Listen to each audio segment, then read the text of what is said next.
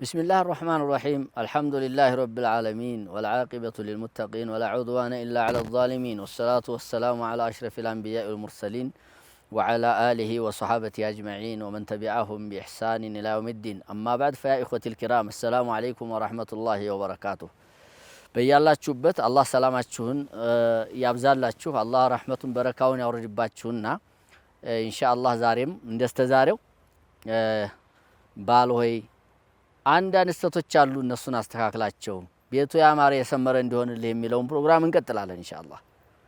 ዛሬ እንድስተካከል የምንፈልገው ባለፈው ትምህርታችን ተበጃጅላት እመርላት ተዋብላት ብለናል። ያ ብቻ አይጠቅምም ምንድነው ያ ብቻ አይበቃም። እንግዳውስ ምን ያስፈልጋል? ሚስትህን ላንተ ብላ መጥታለች፣ ካንተ ብዙ ነገር ትፈልጋለች። ያኔ የምትፈልገውን ነገር ልታሟላላት በምትፈልግ ጊዜና ልታሟላው የሚገቡ ስርዓቶች አዳቦች አሉ። እነዛን አዳቦች ሳታሟላ ወደ ሚስትህ መቅረብ ስህተት ነው። ባለቤትህን ተውበህ ብቻ ሳይሆን የምትቀርባት አዳቦች አሉ። እነዛን አዳቦች ታሟላለህ። እሷንም እንድታረካት ለሚወለደውም ልጅ ያንተ የራስን ድርሻ እንድትወጣ ተአዳቦቹ ውስጥ ባለቤትህ ጋራ ስትቀርብ ተረጋጋ። መጀመሪያ ሐቂቃ ይሄ እንግዲህ ተፈጥሯዊ ስለሆነ ግልጽ አድርገን ልናወራው ይገባል። ብዙ የሚፈጠሩ ችግሮች እዚህ ጋር ስለሆኑ ባልና ሚስትን የማያጣጥሙ ነገርም ስለሆነ ማለት ነው። ከዛ ውስጥ ምንድነው ወደ ባለቤት ስትቀርብ አጨዋውታት፣ ዘና አርጋት። ሐቂቃ ነብዩ አለይሂ ሰላቱ ወሰላም ወደ ሶላት እንኳን ሲሄዱ ባለቤታቸውን ስመዋት እንደሚሄዱ ነው የሚነግሩን። ጾመኛ ሆነው እንኳን ይስሙ ነበረ።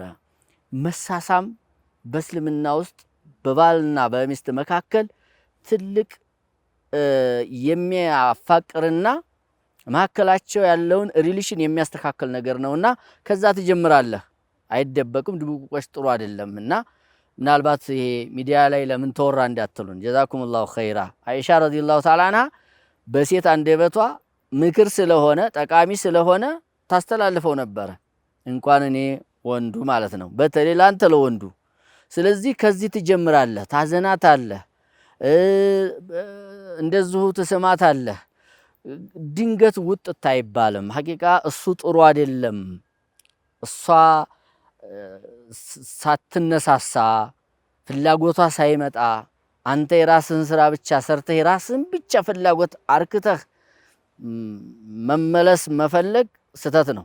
ለአንተ ብላ ነው የተቀመጠችውና አንተ ነህና እንዲያው የሚባል ነገር አለ። ለዝልዝማ እናቴ ጋር ባድር አለች ይባላልና ያ እንዳይሆንባት ወንድሜ ሆይ ሐቂቃ እንደው ለቀልድ ፈልጌ አይደለም እንዲስተካከል ፈልጌ ነው። ያ ሲሆን መጣጣምና መመጣጠን ይኖራልና አንተ እሷን ታረካለህ፣ እሷ አንተን ታረካለች። ያኔ ምን ይሆናል? ሶደቃ ይሆናል አይደል? ሶደቃ ይሆናል። ነብዩ አለይሂ ሰላቱ ወሰላም ወፊ ቡድዒ አሃዲኩም ሶደቃ አሉ። በእያንዳንዳችሁ ብልት ሶደቃ አለ አሉ። እንደም ሷሃቦች እንዴ ለስሜቱ ሰርቶ እንደ ሶደቃ ይሆናል ብሏቸው ሐራም ላይ ቢያውለው ወንጀል ይሆን የለ ከዛሊከ ሐላል ላይ ተዋለውም ሶደቃ ይሆናል አሉ ነብዩ አለይሂ ሰላቱ ወሰላም። ስለዚህ ይህንን አደብና ስርዓት መጠበቁ አስፈላጊ ነው። የመጨረሻ አደብ ለማሳጠር ያክል የመጨረሻ አደብ ልታሟላው የሚገባውና ስተታችን የሚደረግ ዱዓ አለ። ያንን ዱዓ መርሳታችን ነው። ይሄ ደግሞ ለሚወለደውም ልጅ ጠቃሚ ነው። አላህን የሚፈራ ሸይጣን የራቀው ተሸይጣን የተጠበቀ አላህን የሚገዛ ሸይጣንን የማይታዘዝ አላህና ረሱል የሚታዘዝ ልጅ እንዲወለድም ሰበብ ይሆናልና ፈሚነል አዝዋጅ አንዳንድ ባሎች መን ኢዛ አራደ ኢትያና አህሊ አታሁም ዱና አየቁለ አዱዓ አልዋሪደ የመጣውን ዱዓ ሳያረግ ቶሎ ወደ ሚስቱ ላይ የሚወጣና ሚስቱ ጋር የሚቀርብ ሰው አለ። ኢማጀለን ቢዱዓ አንዳንዱ ዱዓውን አላቀው ብሎ ሊሆን ይችላል። ተማር እንደ እስልምና አንድ ሰው አንድ ስራ ሊሰራ ሲፈልግ ያን የሚሰራውን ስራ ማወቅ አለበት። አልዕልሙ ቀብለ አልቀውል ወልዓመል ይላሉ። እውቀት የሚባለው ነገር ኢማሙ ቡኻሪ ባብ አብጅቶበታል። እዚህ ላይ ኢልም የሚባለው ነገር ተንግግርም ተስራም ይቀድማል ብለዋል። እንዴ ትዳርን ያህል ነገር ሳትማረው እንዴት ትቀርባለህ? ሳትማረው ሳታውቀው እንዴት አድርገህ ልታስተናግደው ነው? አይሆንም።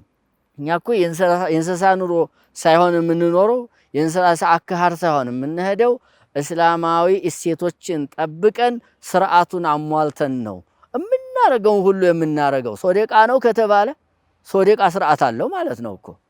የሚደረግ ዱዓ አለ። እማታውቀው ተሆነ ተማር፣ ላለመርሳት ሞክር።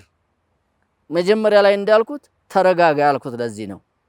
ቶሎ ዱባ አይባልም። ተረጋጋ፣ እንዳትረሳ ይሄን ዱዓ እንድታደርገው።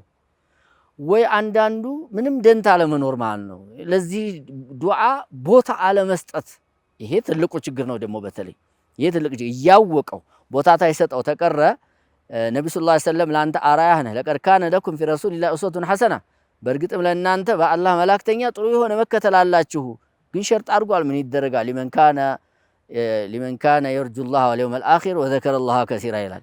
አላህና አላህ ጋር መገናኘትን ለሚፈራ የቂያም ቀን ለሚፈራ ሰው ተስፋ ላለው ይልና አላህን ብዙ ጊዜ ለሚዘክር ይላልና ይሄ ችግር ከሌለብን በስተቀር አለዛ ይሄንን ዝም ብለን እንደው ተወትል እናረጋው አይገባም።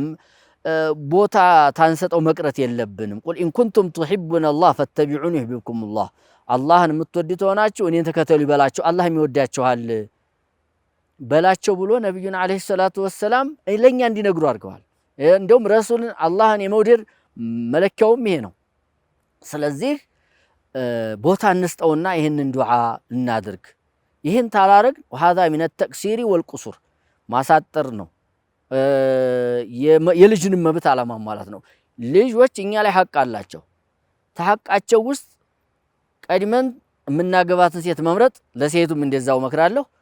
ዲን ያላት መሆኑን መምረጥ፣ ዲን ያለው መሆኑን መምረጥ። ከዛ ይሄ ራሱ ለወደፊት እሱ ሲወለድ የሚጠቅመው ነገር ስለሆነ ሐቅ ነው። ዱዓ አድርገህ ነው ወደ ግንኙነት መሄድ ያለብህ እንጂ አለበለዛ ሐቁን አጓድለሃል ነው የምንለው።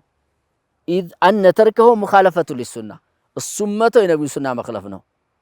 እናም ወቀድ የኩኑ ተርኩ ዱዓ ምን አስባብ ሸቃኢል አውላድ፣ ይህን ዱዓ ሳናረግ መቅረታችን ለልጆቻችንን መናጢነት ሰበብ ይሆንብናል። ልጆቻችን ጥሩ እንዲሆኑ ለኛ ዱዓ የሚያረጉ ሰደቃ የሚያቀብሉ እንዲሆኑ ዛሬም የሚጦሩ ነገ የሚወርሱ እንዲሆኑ እንፈልጋለን አይደል እንዴ? በአኺራ ለኛ የሚጠቅሙ እንዲሆኑ እንፈልጋለን። ያ ከሆነ ይህንን ዱዓ አድርጋ ለዛ መናጥ ይሆንብሃል። ነገ አላህ ፊት የሚያስጠይቁ ሊሆኑም ይችላሉ። ያንተን ሐቅ የማይጠብቁ አንተን የሚገላምጡና አንተን የሚያንቋሽሹ ሐቅህን የሚያጠፉ ይሆናሉ። ወሊሃዛ የጅዱሩ ቢዘውጅ አላ ያንሳ ሀዘ ዱዓ፣ ይህንን ዱዓ ባል መርሳት የለበትም። አደራህን ቃለ ነቢዩ ሰለላሁ ዐለይሂ ወሰለም፣ ነቢዩ መሐመድ ሰለላሁ ዐለይሂ ወሰለም ቡኻሪና ሙስሊም በተዘገበ ሐዲስ ምን ብለው መክረውናል? ለው አነ አሃደሁም ኢዛ አራዳ የእቲ አህለሁ፣ ተነሱ አንዳቸው ተወንዶች ማለት ነው ሚስቱን ግንኙነት ለማድረግ ባሰበ ጊዜና ቃለ ቢል ኑሩ አሉ፣ ከመጀመሩ በፊት ማለት ነው። ቢስሚላህ በአላህ ስም ይጀምራለሁ፣ በአላህ ስም በረካ ፈልጋለሁ። አላሁመ ጀኒብነ ሸይጣን፣ አላህ ሆይ ሸይጣንን አርቅልን፣ ሰይጣንን አርቅልን። ወጀኒብ ሸይጣን ማ ረዘቅተና፣ ተኔና ተባለቤቴ ብቻ ሳይሆን ከምሰጠንም ልጅ ሸይጣንን አርቅልን ብሎ ዱዓ አድርጎ ግንኙነት ቢያረጋሉ ፈኢነሁ እዩቀደር በይነሁማ፣ በመካከላቸው ቢወሰንላቸው ወለዱን ሊቢወሰን ፊ ዛሊከ በዛ ግንኙነት ለም የዱረሁ ሸይጣኑን አበዳ፣ ሰይጣን መቼም ቢሆን አይጎዳውም። ሱብሓነላህ። እንዲህ ትልቅ መፍትሄ ያለው ነገር ታዲያ እንዴት ይረሳል?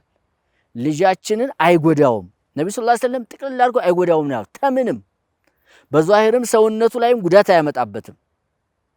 ያው ጅን ያዘው ሩቅያ እናስቀራ ምናምን የሚባለው እኛ መጀመሪያ ላይ ጎዶሏለንና ነው ማለት ነው። ያ ቢኖር ኑሮ ልጃችን እንዲህ ያለ መከራ ውስጥ አገባም አይገባም ነበረ። ይሄ ብቻ አይደለም፣ በዲኑ ዙሪያም በሚፈታተን ሁኔታ አይጎዳውም። ይህንንም ያካትታል። ይሄ ብቻ አይደለም፣ ልጅ ሲወለድ ማንኛውም ልጅ ያለቅሳል እንደምንሰማው አይደል እንዴ? ያ ምክንያት እንዳለው ነው ማለት ነው። ሸይጣን እየቆነጠጠው ነው ብለዋል። ከዛም ሊጠብቀው ይችላል። ወኢኒ ኡዒዙሃ ቢከ ወዙርየተሃ ሚነ ሸይጣን ረጂም እንዳለችው የመርየም እናት እና ሲወለዱ እነሱ ይሄ ነገር እንዲያላጋጠማቸው ሁሉ አንተም ዱዓ ታረክ አላህ ዱዓህን ይቀበልሃልና ልጅህን ከዛ ሲወለድ ጀምሮ ሸይጣን እንዳይነካ ሁሉ ያደርግልሃል። ታዲያ ምን ትፈልጋለህ ከዚህ በላይ? እነ ኢብኑ ሐጀር በዚህ ላይ የሰጡት አስተያየት አላቸው። ፈቱል ባሪ ላይ ቡኻሪን የሐዲስ ቡኻሪ ያወርተውታልና ነወዩም እንደዚሁ ሙስሊምን ሲሸሩ ሙስሊም አውርተውታልና የሰጡት አስተያየት አላቸው። እሷን ባለች ሰዓት ኢንሻአላህ ለማስታወስ ያክል ምንድነው ኢብኑ ሐጀር የሚሉት እሱን በዲኑም ሆነ በሰውነቱ ላይ አይጎዳውም ማለት ነው ብለዋል ኢብኑ ሐጀር ረሂመሁላሁ ተዓላ። እንደው ምናልባት ሙሉ በሙሉ ጉትጎታ አይገባበትም ማለት ሳይሆን በዲኑም በሰውነቱም ላይ አይጎዳውም ማለት ነው። ስለዚህ ለልጃችን ጥሩ እንሰብለት፣ አዳቡን ጠብቀን አላህ የፈቀደውንና ሶደቃ ያደረገውን ነገር እንጠቀም ነው የምለው። አላሁ ሱብሓነሁ ወተዓላ እኔንም እናንተን ሸሪዓን የምንከተል አላህ ያድርገን። ሷሊህ የሆነ ልጅ አላህ ይወፍቀን። ቢላሂ ተውፊቅ ወአኺሩ ደዕዋና አልሐምዱሊላሂ ረቢል ዓለሚን። ወሰላሙ ዓለይኩም ወረሕመቱላሂ ወበረካቱሁ።